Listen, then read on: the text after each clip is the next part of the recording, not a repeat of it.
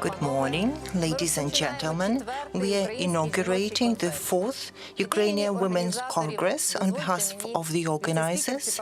Let me, the Vice Speaker of the Verkhovna Rada and now the acting chairman of the Verkhovna Rada, welcome everyone who will take part in the studio discussions and who will be following our event online.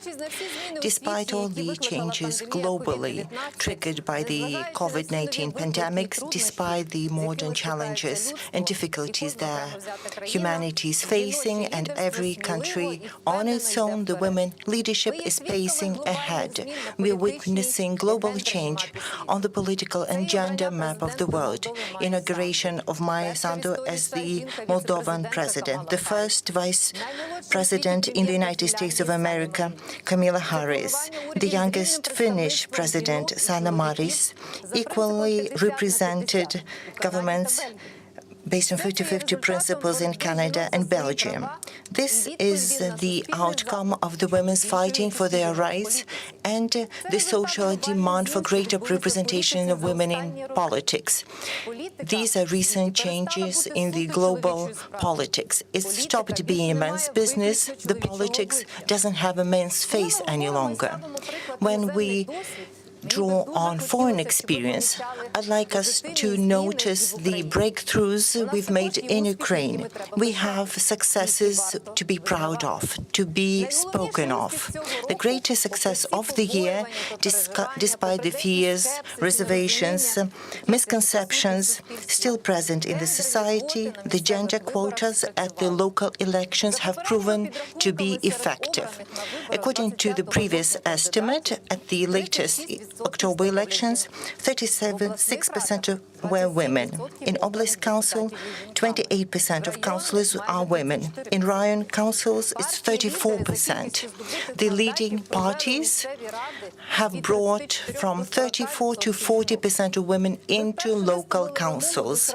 We've placed a requirement for the 40% representation of a gender in the party list for the very first time. For the first time, we've held local elections based on this quota. So we've made the first step, which has proven to be effective and successful. This could not have happened without an active stance of the Ukrainian Women's Congress. This happened owing to the organizers, partners, and members. I have to remark the role of the political parties and parliament as the institutions that have brought about this change. The parliament has set the rights for equal rights and opportunities in the legislation. And we have to thank the Interfraction Association Equal Opportunities. This has been a long road of fighting for women's rights and opportunities in this session hall. And the outcomes of the local elections are our common achievements to be proud of. Has it been smooth? Are the results satisfactory? Certainly not. Today we'll discuss the shortcomings of the gender quote, the stereotypes women face during the election campaign, why the parties have seen that placing women on the election list and delegating women to the councils are the best investment in their political future. We have to discuss the next steps. How can we help representative women in local councils make better decisions about the life of their communities, form the agenda for the local self-governance agencies, make budgets and define social policies of their communities that would improve the well-being of the people. Personally, I expect that women at local elections will form a solid foundation for the development of small and medium businesses, socially responsible businesses, greater social accountability. So political representation of women on a broader scale will impact the decisions made in the interest of the people locally. Now we have gender-driven budgeting at all levels, starting with the smallest communities down to parliament and the government.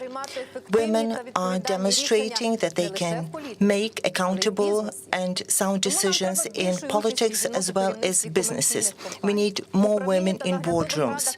We need more women on steering committees of large state enterprises. The global practices show that the more women are involved in the decision and policy making, the better it is for the national economy, the better the GDP growth, the better the well-being of the people.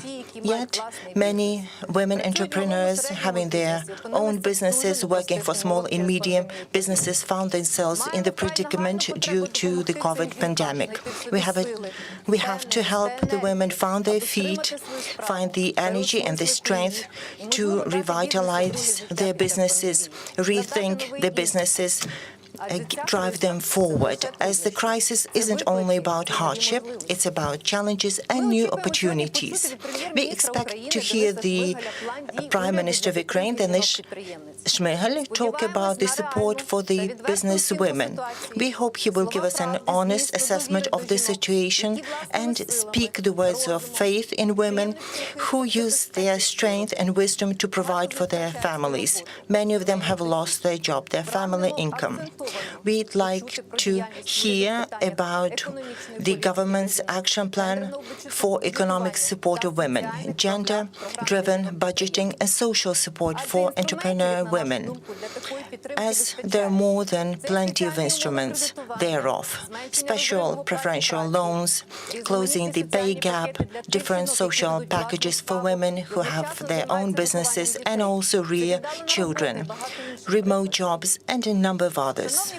Dear colleagues, we have a lot of challenges facing the equal rights and opportunities movements at these difficult times, and together, united, we can overcome them, having discussed them and having discussed the points on our agenda. On behalf of the organizers and partners, I would like to announce the 4th Women's Ukrainian Congress open. I wish everyone useful, fruitful discussion, and surely we can do it.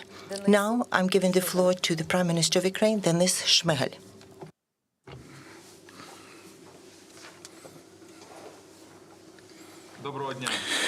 Good afternoon, dear participants of the Ukrainian Women's Congress, because equality is the basis for democratic society and a precondition for its development, as well as the supremacy of the law.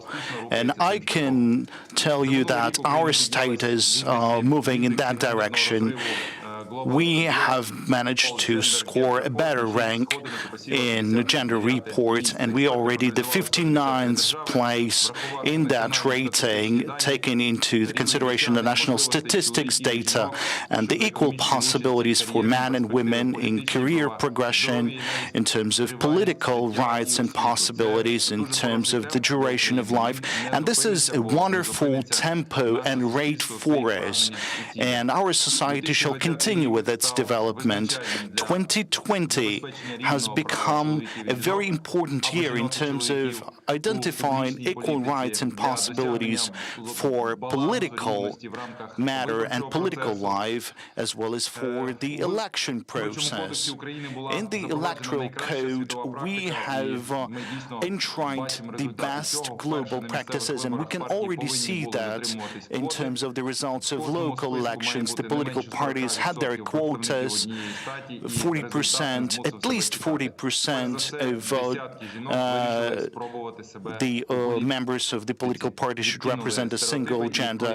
So we've moved ahead from stereotypes. According to the civil activists, most of the female were elected in small local communities, that is 42%.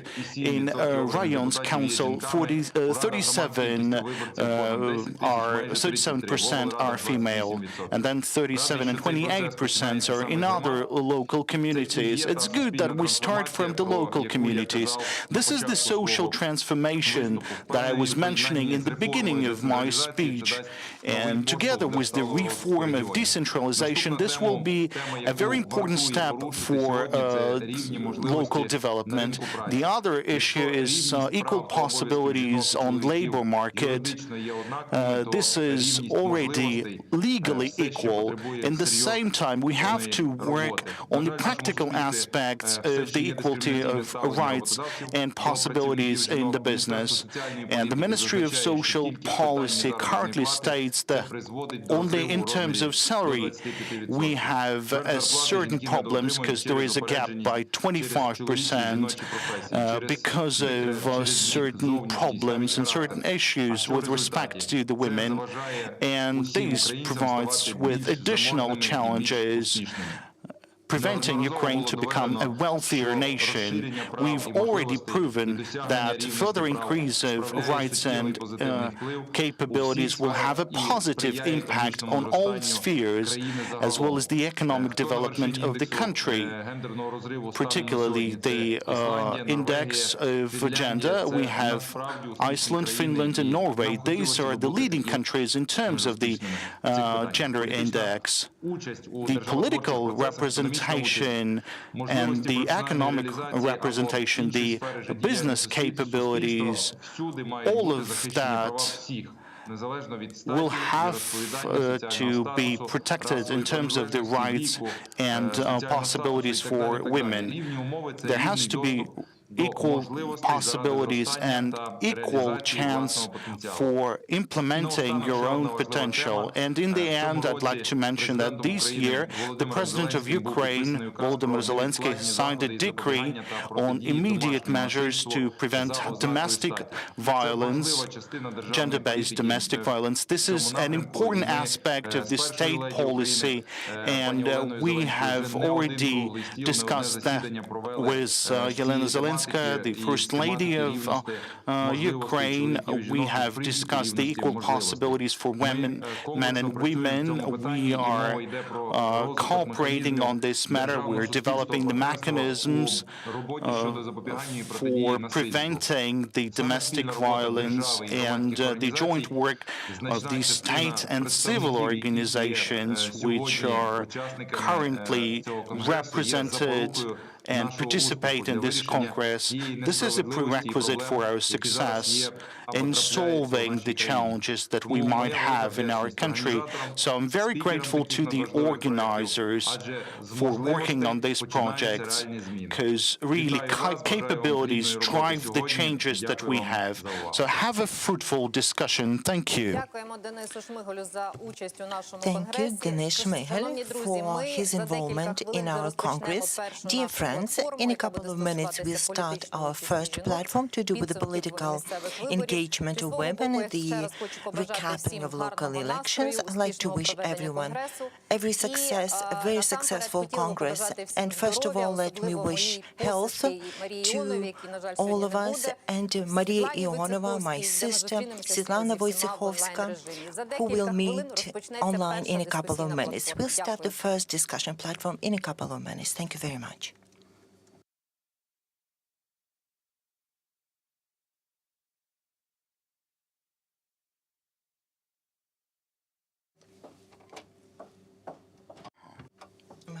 У мене engaged.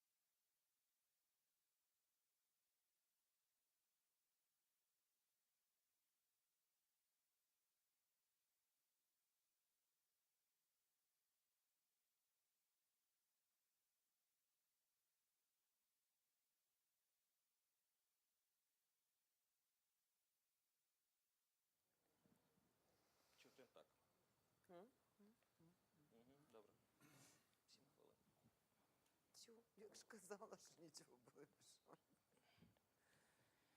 7 хвилин до початку. Але я вважаю, що Батьківщина молодець, що прислала чоловіка говорити про цю тему. Реально. Жінки ж самі себе хвалити не будуть. Хвалення ротику будь роздеру, кажуть на Закарпатті. Реально.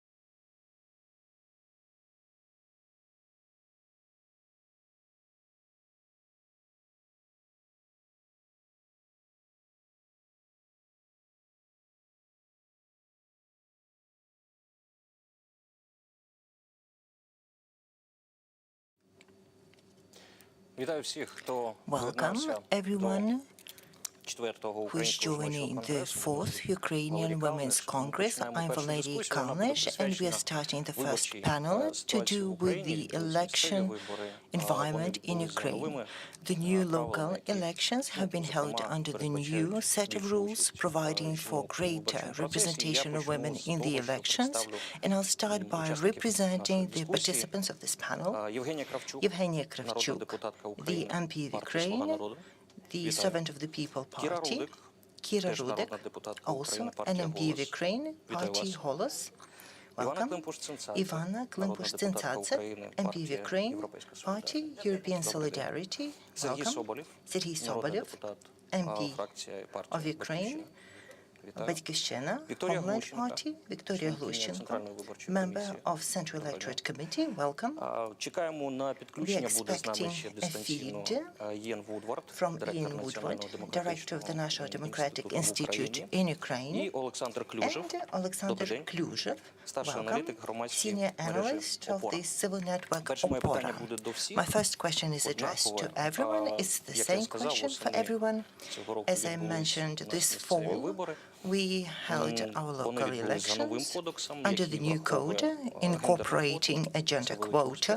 It's a great Я вважаю, але success. це і I would великий, have it, but виклик. equally it's a Як ви great оцінюєте opportunity and challenge. перспективи, How do you estimate збільшення the рівності prospects of increased participation of women in чи politics? новий And кодекс will the new став code тою точкою become a неповернення, point of no після return, якої, можливо, впевнено after говорити про те, which що в нас we can в Україні confidently say that політика рівності in Ukraine the equality policy will prevail? з вас почнемо. Так? So, Ms. Oksana, shall we start with you? Що є підстави для такого обережного Thank you. оптимізму. We have grounds for cautious optimism in this arena. The gender quote did work effectively, especially at certain local levels. If we compare the elections to the Oblast Council of 2015 and the current elections, we see a drastic difference. The data of the Central Electoral Committee shows that more than 28% of women were elected this year, while in 15 the level hardly matched 15%. But the key expectations that this legislative requirement will trigger the parties to launch their internal processes, make the process more inclusive, encourage the local party representations to represent women and men equally as they nominate candidates. I can see certain breakthroughs did happen.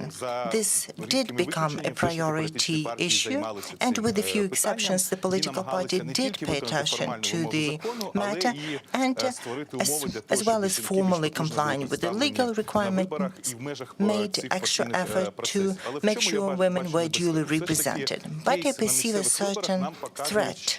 The local elections have demonstrated a certain bias to women candidates. I will not go into particular examples, but some have been particularly unpleasant, and there is a certain reservation. Once it's mentioned once by a local politician, then the mass media will pick up the same gender biases throughout the electorate campaign. So we have to shape a new atmosphere, and we are on the starting point of this road. Kira, there are good and bad news as always. The good news is that the difference in the representation in the local council and local territorial community has improved. Strategically, at oblast level, before we had amalgamated communities, we have traditionally had better representation of women. But the higher we go, the more influence, the more budget there is at stake, the fewer women were traditionally involved. We have more women now than before, but the percentage is still smaller the higher we go. I can see gender stereotypes prevailing both when local councillors were elected and as well as mayors were elected. We don't have any oblast-level city mayor a woman. That's where gender stereotypes come into play, and there is more than that. We can talk about it. When we talk about sociology research, we can say that 11% of Ukrainians feel that men and women can do a fair job of representing community, but they see the men as decision makers and policy makers. And we've seen this at these elections. As a representative of the party Servant of the People, we have only a third of women represented as heads of the amalgamated territorial communities. On the one hand, it's fair play. On the other hand, it's unfair play, because women work in the environment of gender stereotypes and a different economy too. The Prime Minister, in his speech, mentioned the pay gap, the income gap. Often, women have to fund their campaign, place collaterals, seek and raise funds, and men have an advantage there as well. Thank you. Ms. Kira. Naturally, gender quotes in the new electoral code are a good step forward towards gender equality, but I would agree with Ms. Eugenia that it's a forced step of a kind.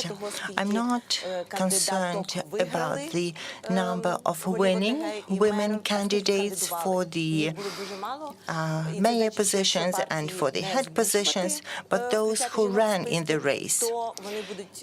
And this means if the parties do not include women in their lists, they will give them little support. And we as women will have to find ways to engage and mobilize societies to support women candidates, but also to change the legislation to enable women candidates to the leadership position.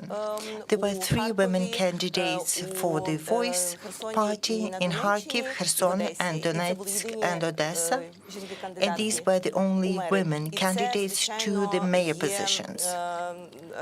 Certainly, it's a disappointing factor.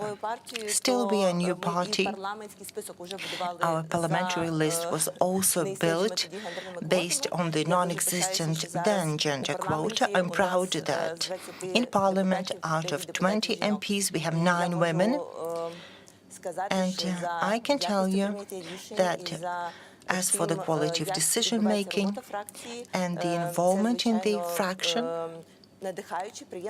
we can see it as an inspiring example, as the way ahead, and we showcased it at the local elections and in our day-to-day performance. Ms. Ivana, I will remind the viewers that we are talking about the prospects inaugurated by the new election code and whether it is a point of non-return for gender equality.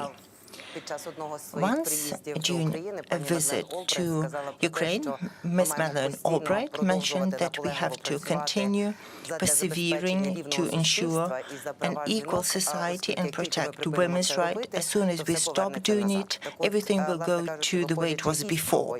So based on this statement and based on the objective situation in Ukraine, I feel it is unfortunately not a point of no return. It is instead a good and substantive progress made. It's a landmark, but certainly it's not a point of no return. We are seeing a lot of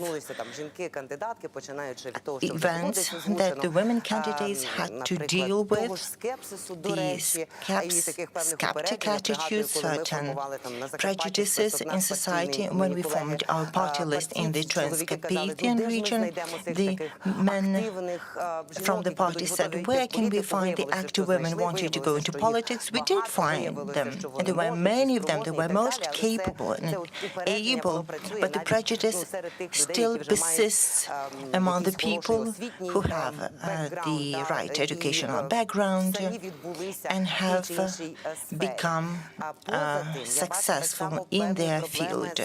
At the same time, I see a number of challenges to do with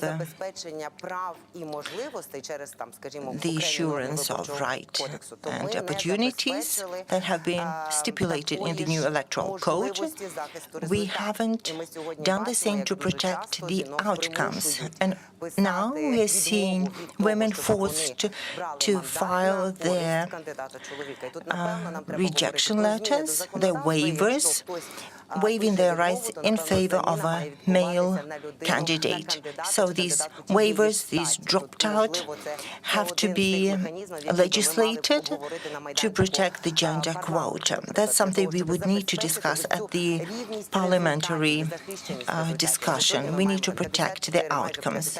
Now we have 54% of Ukrainian population as women. So we do not have a parity representation at the national level, nor at the oblast or local level. Moreover, I'm concerned that a certain political pyramid persists. In the Verkhovna Rada, we have 21% of women, and that's very good compared to the first parliament with 3% of women. We've got a long and serious road. But Mr. Alexander mentioned that at the local community level, we have 40, 41, 42% of councillor women, with communities below 10,000 people. That means the higher the level of accountability for decision-making, the fewer chances women have of breaking through. And going back to the equality of rights and women between men and women, that is non-existent. We have not reached a point of no return. Do you share this opinion? It's hard for me to talk on behalf of all the parties, but Batькivщина party always broke the stereotypes. We nominated the first woman prime minister, who was the prime minister twice, Yulia Tymoshenko. She was the first and last, so far, prime minister. We broke the stereotype, representing a wonderful vice speaker, Ms. Olena Kondratyuk, who has conducted the session and not just ran the requests presented to the Speaker, as was traditionally done. We have more traditions. In Zaporizhzhia Oblast Council, 57% of women of the Batькivщина faction are women. Those are elected councillors, not just nominated. Currently, we have 11 communities where the factions are women only for Batькivщина party. We have a very interesting precedent where the heads of the amalgamated community received 90% of vote and was successful in his run. The quote enabled to do it twice. Let's take Natalia Vramenko in Zaporizhzhia Oblast, who represents the party in the Oblast Council. There are more examples I could draw on. So I feel that the point of no return has been crossed. It has been trialed during the parliamentary elections, where the parties were not held to such strict account. Now, a lot of party lists have not been registered in the oblast, who thought they could take it lightly and not have a proper gender representation of 40% in their party lists. So I would say we've made the first solid step to be continued. Ms. Victoria, I would like to address the same question to you about the electoral code and the point of no return. Not the political dimension, but the legal dimension, please. I'll talk numbers and I'll talk law. So implementation of gender quotas at the local elections in Ukraine started in 2015 when the law on local election in Ukraine was enacted. But this provision was of declarative nature and there were no sanctions for the failure to observe the 30% gender quota. And only when the electoral code was voted in that the gender quota became protected. The electoral vote provides for differential gender quota. The communities below 10,000 apply 30% gender quota for the list of candidates, but the bigger communities, bigger constituencies, over 10,000, have the 40% gender quota, as is called. Has it worked? Yes, it has. At the nomination stage, over 44% of candidates listed were women. Has it worked at the election stage? Yes, I believe so, because the Oblast Council have elected over 38% of women, while previously it was below 15. The Raion councils have 34% elected women councillors. In Kyiv City, we had 18% women. Now we have almost 31%. Municipal councils have the same representation. It was 22, now it's 32. But the situation in the settlement and village councils is different. In 2015, during the local elections, the number of women was at 46%, and it had dropped to 37 and 41% respectively. But we don't see it as a major concern, because we have to see it in the context of the administrative territorial reform and the amalgamated communities that were formed in 2015. 118,000 village councillors were elected, but now it's 13,000. So given the reduction of the number of people who stood for the elections, the gender indicator is balanced. The situation with the village and settlement heads is different. In 2015, it was at 31% women. Currently, it's at 16%. Still, earlier, 10,000 people ran for the elections for the village and settlement mayors, but now we have 1,400 such candidates. So we elected far fewer candidates for the village heads. The elections process was in play and the quotas were implemented, in that the entire list wasn't registered if the quotas were not observed, and we had different practices. Some territorial electorate committees felt that the violations are mistakes and inaccuracies and allowed the political parties to put their lists right and make them compliant with the electoral code, while others territorial committees applied the provisions of the elections code correctly, saying that these are not inaccuracies but mistakes, but an attempt to distort the requirement, which is forbidden when the lists are placed with the committee, and such decisions were then taken to court. Ukraine has an ambiguous case law in this respect. Some courts felt that the gender quotas are to be enforced by the political parties as they nominate candidates to the local councils, but there are some court decisions, such as in Kherson, where the court stated that the failure to observe gender quotas cannot be considered a violation of the nomination procedure, and in their reasoning referred to the explanation of the Central Electorate Board of 2015 under the previous law on local elections. Then the Central Electoral Board received such court decisions. We initiated a draft resolution giving explanation that the previous 2015 regulation of the Central Electoral Committee was not valid any longer and could not be used to reason such uncertainty. The international observers in Ukraine described this election as a positive, where the gender quotas were observed and the law was consistent with the rule of law. I'd like to remind our viewers that we are transmitting this Congress online in the internet, and I will be past the questions, and I have the question to the speakers. And the second general question that I have, Mr. Alexander, when you were providing your answer on the first question, you've used the word prejudice for 14 times. So I have a question to all of you. Those prejudice, those stereotypes with regards to women in politics, this is a fact. And how do we overcome this fact? How do we break this stereotype? Is that possible through certain legal amendments? I'd say no, we cannot solve this issue legislatively. But how can we do that? And Ms. Ivana, absolutely right were to mention that we have a minority of women in politics. So, going back to these stereotypes, could you answer to that issue for 2 or 3 minutes? This is an important issue. Well, I think I'll provide an unexpected answer to this question.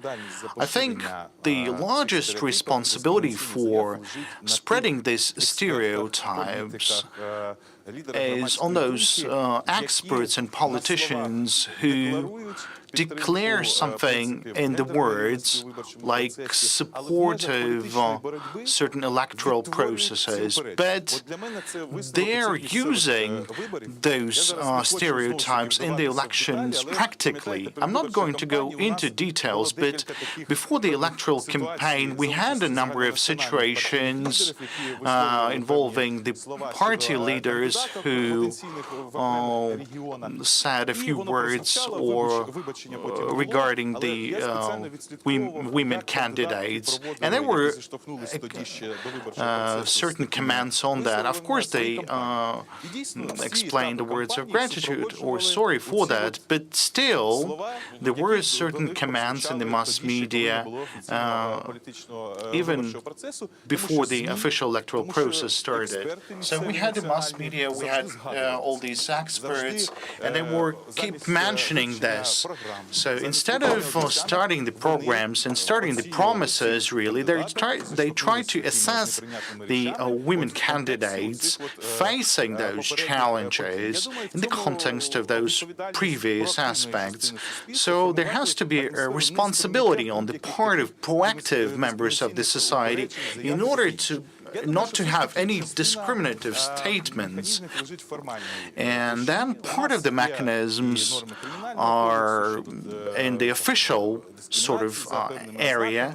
So we have certain responsibility for discrimination, for discriminative statements, and this is something that could be used.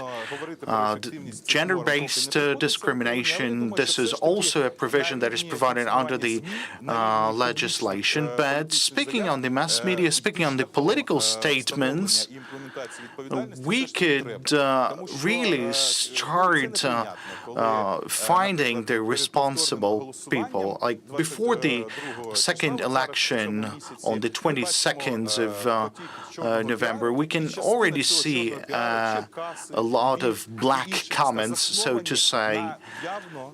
And most of those prejudice statements, they're based on false information regarding the position of these or that candidates on minorities, regarding the position of certain candidates regarding their family status, certain gender issues, things like that.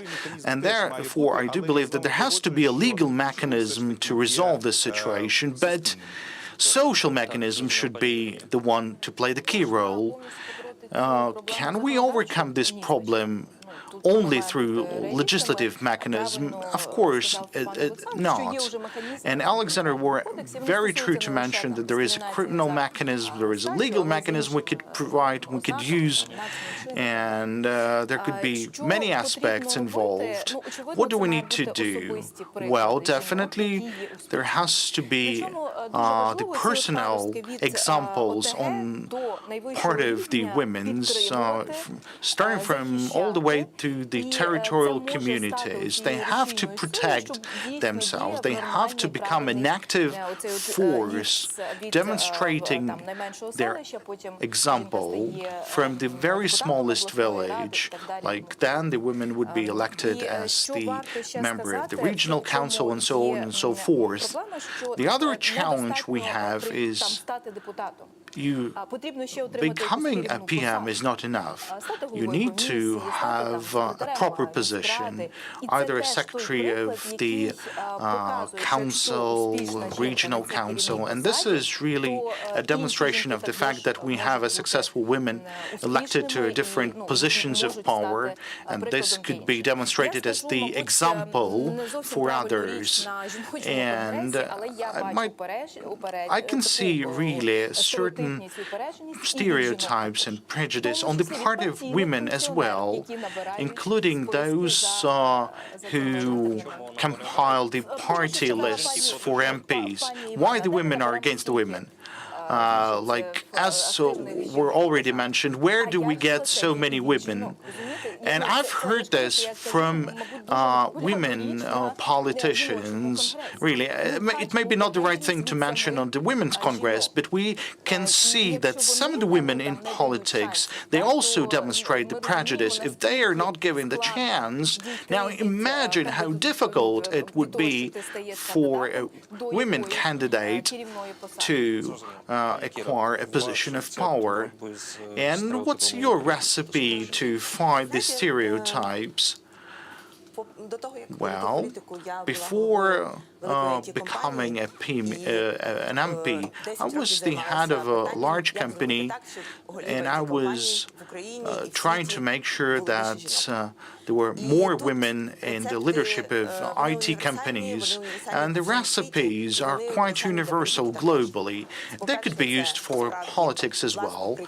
Well, you can give your own example, an example of successful stories of women candidates, successful in politics, successful in business, successful in any public positions. Then there has to be a support to the women by the women, when they understand that by supporting this environment, by creating an environment, a friendly environment for women, they would provide a certain support and assistance, and this would bring up some systematic changes. Then women have to support and assist other women in getting the proper experience. This would also promote the change in the situation. And going back to the question in Cherkasy and some of the negative steps that were made, really, they joined the people around certain challenge. Our candidate in Cherkasy, we've just had the second tour of elections, and the campaigns against this candidate was to discredit her age, her birthplace, and that was terrible, really.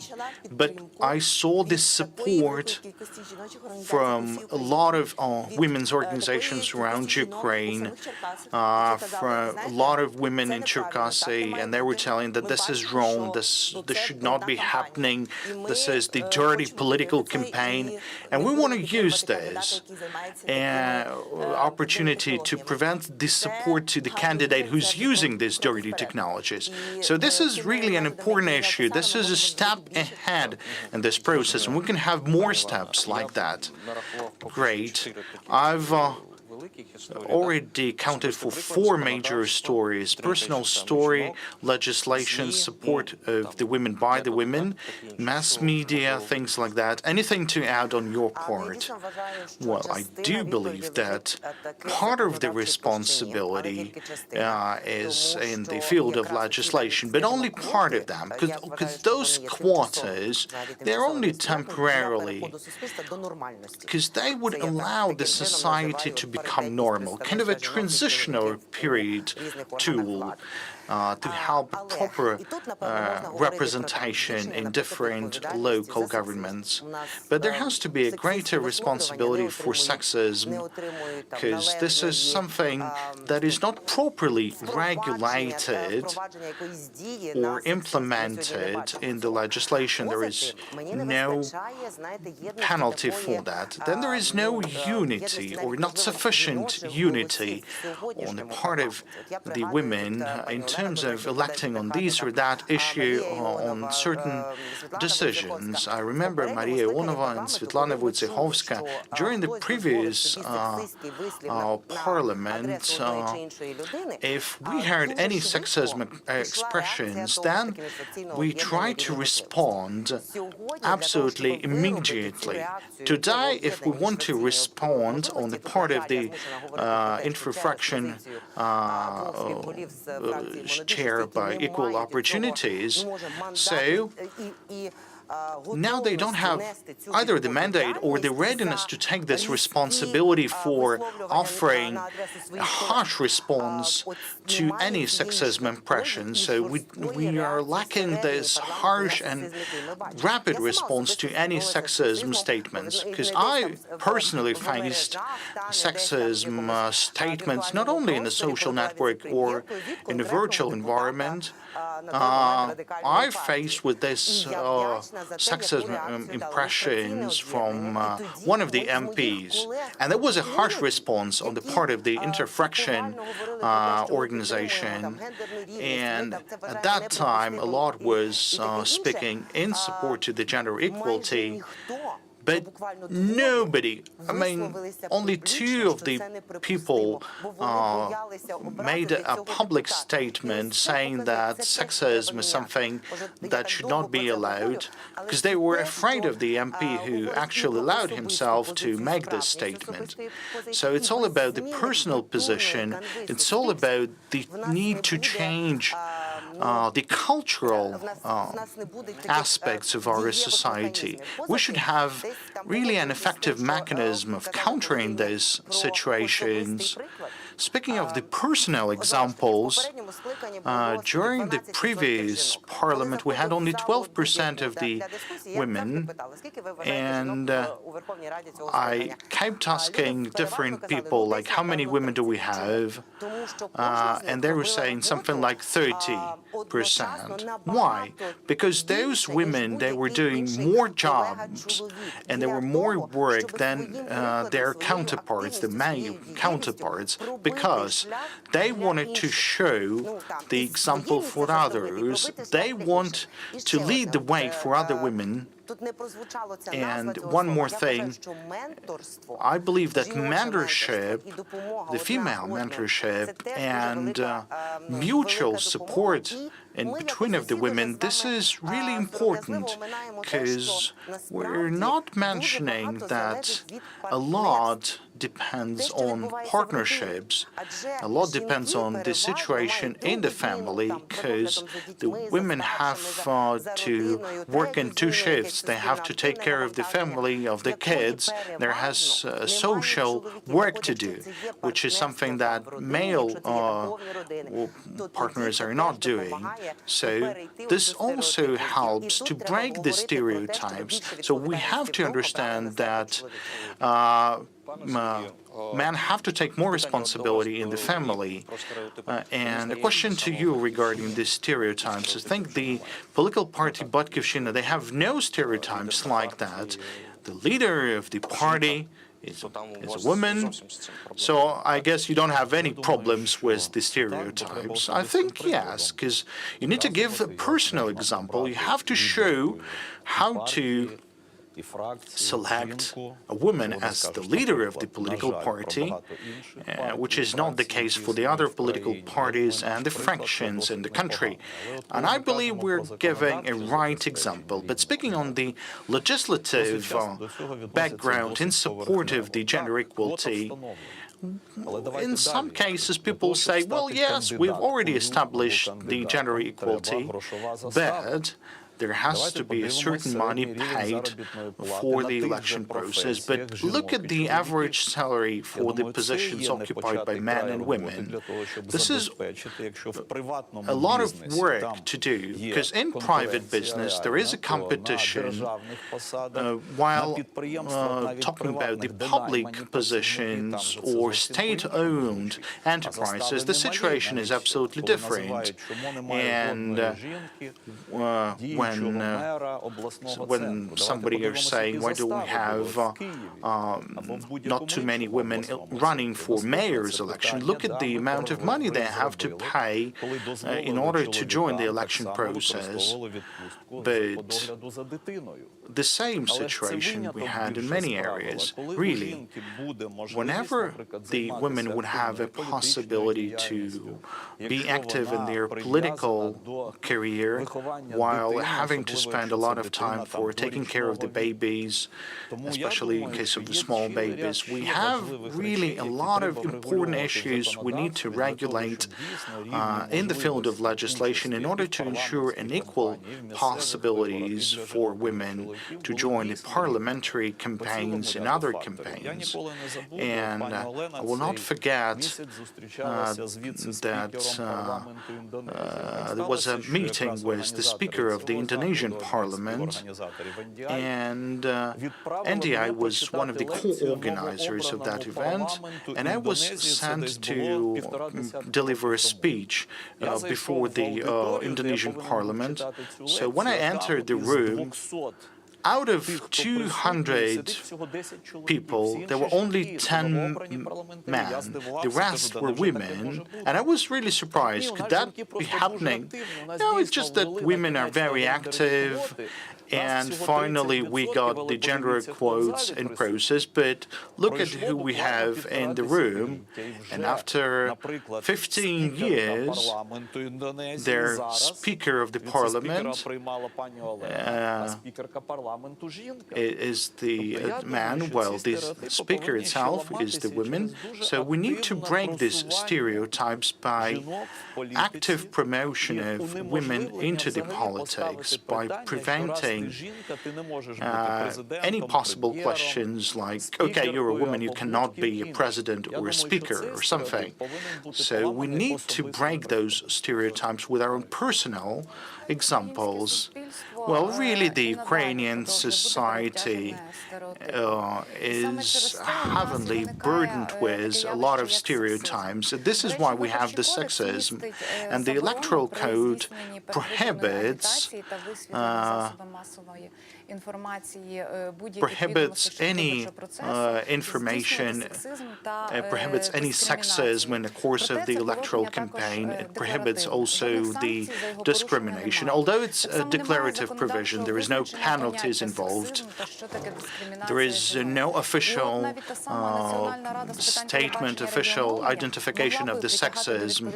So we could bring certain mass media to responsibility. We could remove certain programs from the air if we could have a proper understanding of the sexism, if we could have a clear identification of what the state or what the sexism is, and what the penalties could be for violating this or that provisions.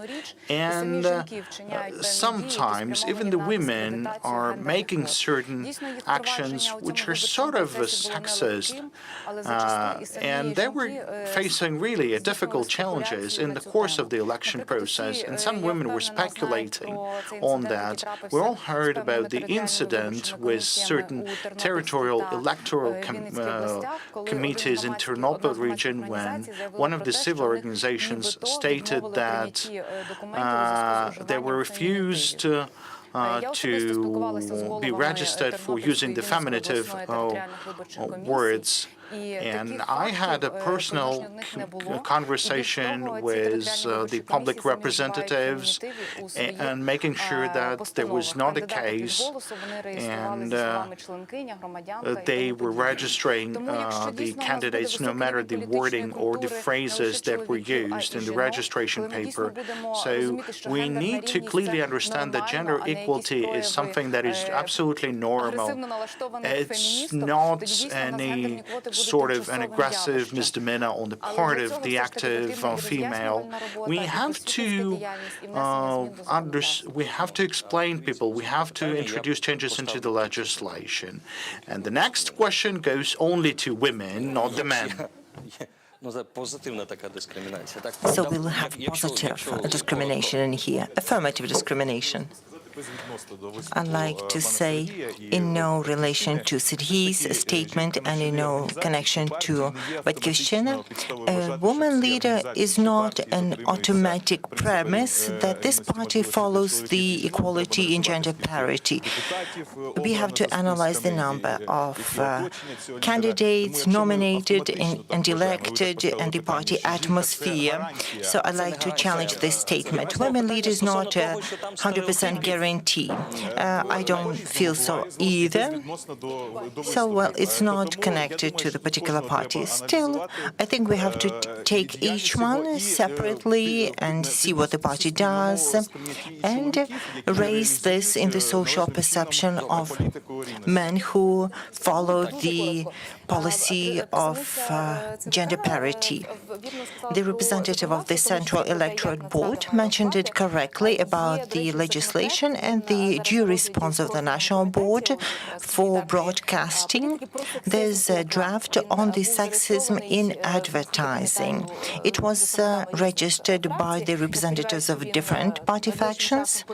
Hopefully, it will make it to the session hall very soon, which deals with the definitions, because we have the relevant agencies that have to be the safe dogs. They are saying that they don't have the definition to back their decisions on, and they say would be helpful to the judges, and they could use it in their reasoning. And I'd like to respond to the statements. We were responding to the statement of Mr. Korniyenko, the chairman of the party, the leader of the party. We are not saying we need to protect and explain.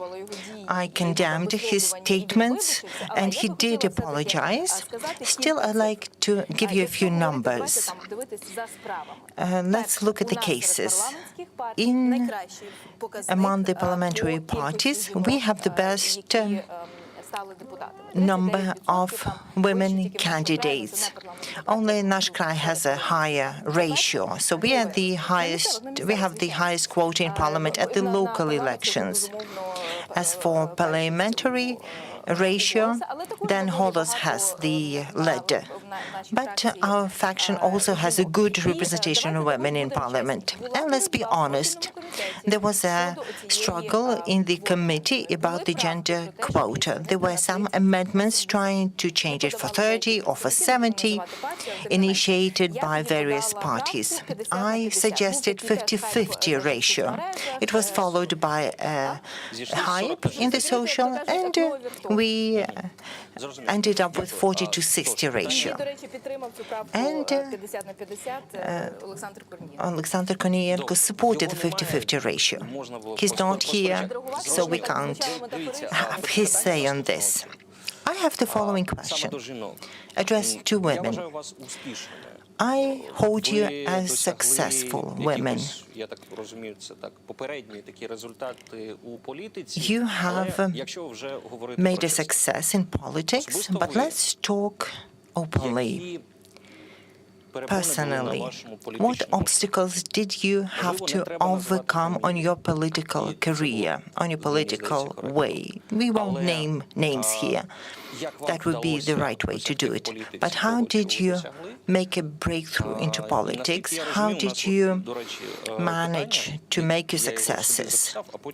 And I have another question I jotted down, and then I received a question from the social network. So Lyubov Yakovitkovska is writing. I have a question to the acting or for the MPs and councillors. Did you face humiliation from men during your career? And is the pay of a female MP different from a male MP pay? I don't think there is a pay gap there. But as for humiliation and persecutions, and how you paved your way. Could you say a couple of words on that? Miss Evgenia? There are no easy recipes. По-перше, чи було таке? Firstly, did you have to overcome? It's hard for me to give some specific examples. Якихось конкретних прикладів я навіть не можу навести, але однозначно, certainly, я кажу, є рецепт успіху. My recipe for success would be to be a professional in your field, be proactive in what you do, to earn the respect of people for your professionalism. I looked up a portfolio of women councillors. I couldn't find something in common between the women candidates. Some of them ran a farming business. One was the school principal. One was academic. There was a public official. So there was little in common. But obviously what's in common between them is that they have earned the respect of their community. They have made their name known and they've made it to the party list. Thank you for your answer. Ms. Kira? In March this year, I was elected the leader for Holos Party. There was an outcry in the social networks saying, why should a woman lead a party? And certainly it touched my professional esteem and my personal self-esteem. That brings us back to the question that only personal success stories, personal professionalism, and having to remind everyone that a successful women politician is the norm, and that can shape the perception of the society. In this respect, the business is far ahead of politics as it has become global and embraced the best practices of international community where women leaders in business is the accepted norm. So for me, the transition from business into politics in terms of gender status was a recession taking a few steps back. The current elect Vice President of the United States of America said that we all stand on the shoulders of women before us, and all the women that will come after us will stand on our shoulders. And I would concur with that, and I feel we have to do 3 or 4 times what we've done so that our successors would have an easier way of it. Thank you, Ivana. We will also have a Skype feed.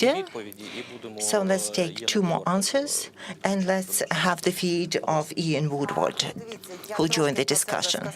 Let me continue what I've said before. There was an outcry and a flagrant sexist remark in the Ukrainian parliament of the previous convocation filed against me. I would say it's a lengthy road of defining yourself as a professional. I would concur with Evgenia here. When I was a young analyst and I dealt with security issues, that's an area where women were not particularly welcome. And there were many times when you were told, oh, you're looking so pretty today. Oh, what a lovely dress. And I told them, thank you, let's go down to business. And I had to insist that we had to get down to business. That was 20 or 30 years ago. It's different now. Still, it places an obligation on all of us to be a professional and to be a better professional than men around us. And this additional requirement, this additional demand will help us deal with the additional challenges and sexist challenges too. Also, we'd like to get some peer support of people around you. Hopefully, it's a social response against sexism at every level. Ms. Evgenia, have you felt discrimination overall and at the Central Electoral Board. Not at the Central Electoral Board. I've been there for a long time. I'm well known there. I feel that every woman has to have the courage to speak out about the obstacles she faces. Often, women are subjected to ageism, sexism, some stupid jokes about women's logic. Any women politician would have faced such statements. And when we speak out openly against them and show by our example how we can overcome them, then we can improve the representation of women in politics. Now, Ian Woodward, the director of National Democratic Institute in Ukraine, he's with us online. Mr. Ian, you've been following, as I gather, this discussion. We mentioned the United States of America in this discussion. Just days earlier, the president-elect Joe Biden named the people who he will bring into government. We've mentioned Kamala Harris as the vice president. Ms. Harris will be the director of the CIA. The Minister for Defense is also a woman. Thomas Greenfield will be the ambassador of the United States to the UN. Ian will be the Minister for Trade.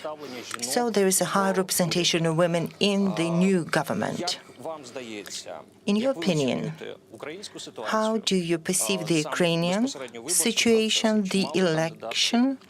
Did the women and men candidates have truly equal opportunities to be elected in Ukraine? Thank you very much. I appreciate the invitation to be part of this panel today. Greetings to all of my friends and colleagues who are on the panel. It is wonderful to see you all. I'm sorry that I can't join you in person today.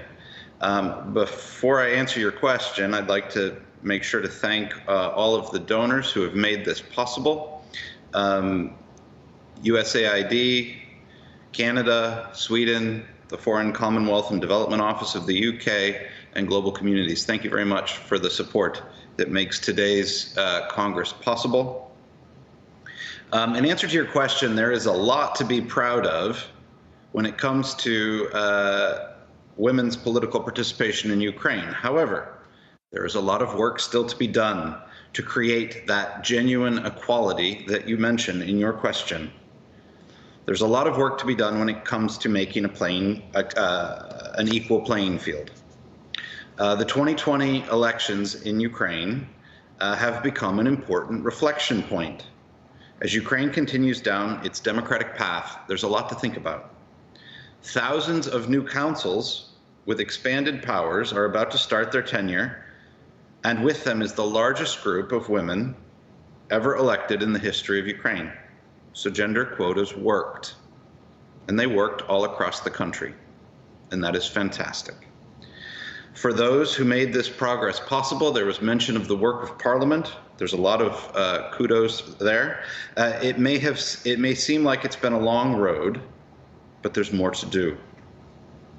So before I get into what needs to be done to ensure this genuine equality that you ask about, I would like to remind everyone that demand among the Ukrainian people for equal representation in politics remains amazingly strong and consistent. A full 2/3 of Ukrainians opt for greater women's political participation when asked. We've been asking this question in polling for the last 5 years, and it has remained strong. It doesn't matter where you ask this question, from east to west, from north to south, young and old, men to women, it doesn't matter. Demand remains the same. So in these elections, for the first time in history, it's been mentioned by a couple people, there was an enforceable gender quota, and this quota worked all across the country. Almost all lists, an overwhelming majority did adhere to this principle, and it resulted in a candidate pool that looked much more like Ukraine than in the past. 43% of the candidates to Oblast councils and Oblast center councils were women, and this is an increase from the 30% that it was in 2015. And according to recent CEC data, women make up approximately 30% of those elected to those councils. But the number of women elected could have exceeded 40% had women been evenly distributed at the tops of lists, and if the principles of the quota had applied consistently throughout the process, meaning that replacement candidates should also abide by those principles. It's important to note the progress that's been made in many places across the country. Zhytomyr Oblast Council went from 10% women in 2015 to 30% in 2020. Ternopil Oblast Council, similar, from 10% in 2015 to 23% in 2020. Uzhgorod City Council, Ivano-Frankivsk City Council, and Cherkasy City Council, all increasing along those lines. So what now? Even with all the success coming from the local elections, there's a lot to do. I'd like to focus on two things that are at the top of my mind today. Women are still a main target of discrimination in Ukraine, and women are disproportionately impacted by the pandemic. So, there is more to do. Most Ukrainians consider equality important. This is mentioned often when we talk about Ukraine's democratic transition. In fact, the Prime Minister today referred to it as a necessary precondition for democracy. However, according to our polling that we do in Ukraine, women are disproportionately likely to face intolerance. Almost 1 in 4 Ukrainians say that women are likely to be victims of intolerance. There is a disconnect here between aspiration and reality. It's a reminder of what more needs to be done. Also, as I mentioned, women are more disproportionately impacted by the pandemic. According to the results of our recent surveys, 60% of Ukrainians say that they are worse off economically since before the pandemic hit. This has hit women harder, than it has impacted men. Prior to the pandemic, the gender pay gap was sitting at 23%. Now, with the pandemic in full swing, women are disproportionately more likely to be unable to work as a result of quarantine measures. They are more likely to be laid off or work less hours. We've been looking at statistics generated by UN Women and the Gender Responsive Budgeting Project in Ukraine. And it seems that women also are being required to increase their share of the burden of unpaid domestic work and care. This relates to supporting of school-age children and working from home. Women's share of time spent on unpaid domestic work has increased during the pandemic in almost every measure. There's also been an increase in domestic violence during the pandemic, which 80% of the victims are women. La Strada, a domestic violence hotline, has reported a 56% increase in calls since the pandemic began. With all this going on, women also face a disproportionately high risk of contracting the coronavirus as well, because they make up the workforce that is on the front lines combating this disease. 83% of medical workers are women. So, there is more to do. With all this going on, it is time to highlight an important aspect of the fight for women's equality. It's a movement called Men Must Do More. In 2016, NDI launched a global campaign called Not the Cost to end violence against politically active women. Today, November 25th, is the International Day for the Elimination of Violence Against Women and the start of 16 days of activism against gender-based violence. Action to end violence against women is needed now more than ever. Violence against women stops women and girls from achieving everyday normal things, let alone political participation.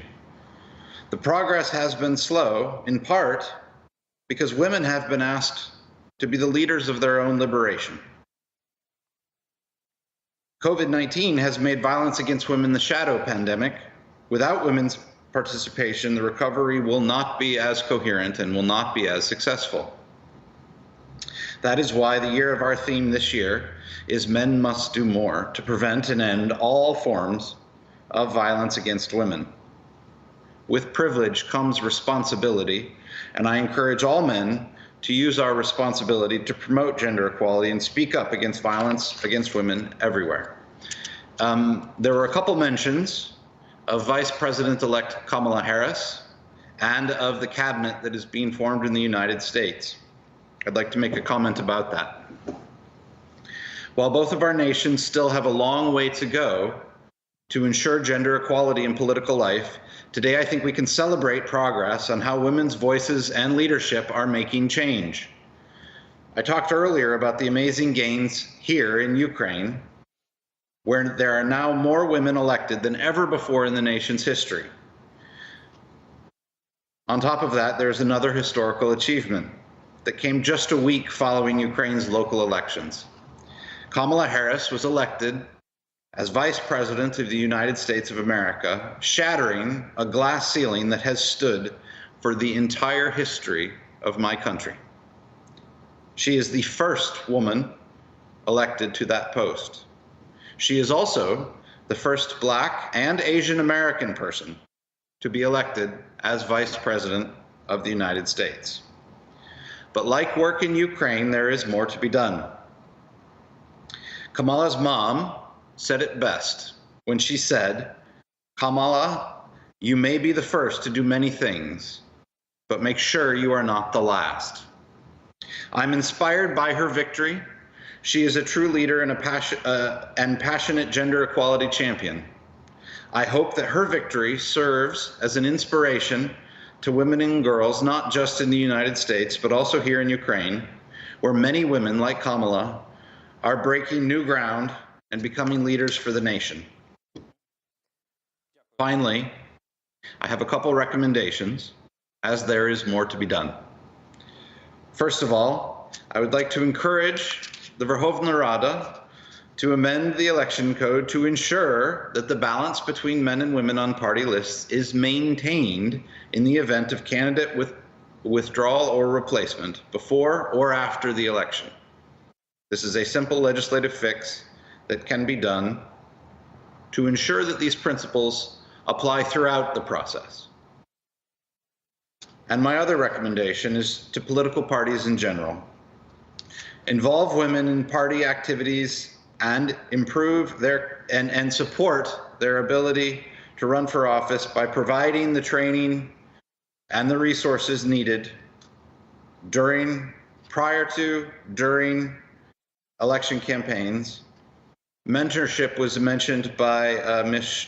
Klumpushinsadze. This is an important development, and we need to fully support the creation of women's wings in political parties. Thank you very much. В Україні, так, підвив нашу дискусію. Okay, so I'll be thanking everyone who participated in this panel. Irina Kravchuk, the MP of Ukraine, or party servant of Ukraine, then Kira Rudik, MP of Ukraine, Victoria Glushchenko, member of the Central Election Committee, and Alexander Kluzhev, the senior analyst of the Civil Network of Borisov. Thank you, everyone. That was our discussion. We'll break for a small pause, and then we'll continue our discussion. Thank you.